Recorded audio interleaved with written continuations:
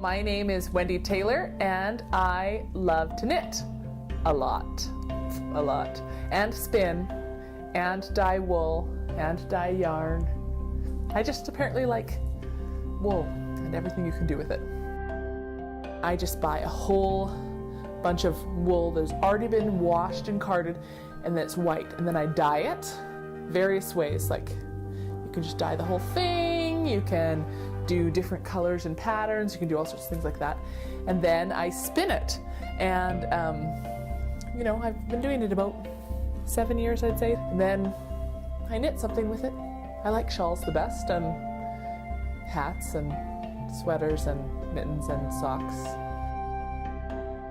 When I was first realized I wanted to learn to knit, I wasn't very good at it, and I'd always told myself that I wasn't good at knitting. I think my mom tried to teach me when I was 10, and it was super frustrating, and I hated it, and I was like, I know I can't do this. But then I thought, surely I can do it. I'm not dumb. I can figure this out. And so I started trying to teach myself to cast on, and I literally, actually cast on this one piece of yarn 40 times.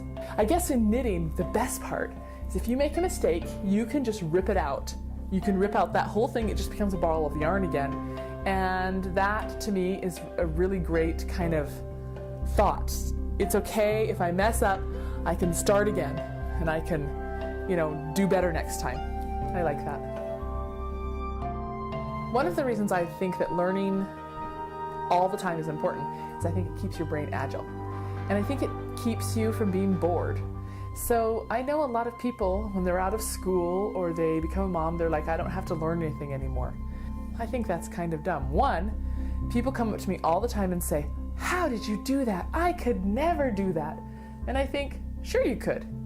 You could get a book like I did. You could read the book. You could try a number of times. You could mess up a number of times and then try again and then eventually learn something.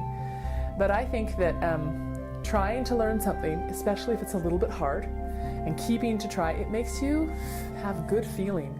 You feel you have accomplished something that's real, something that you know that you did, and no one can take that away from you. You didn't have to rely on anybody else for that sense of doing well. And I think it gives you a good self-confidence. I know I feel like I can learn things. I don't have to know everything. I can learn something if I need to. And I think it's also really helpful to mess up a lot and then get it later. Because messing up, sometimes you think, oh, it's the end of the world, but if you just try again and then you eventually get it and you're like, boy, I messed up and this time I got it. I think that's especially helpful.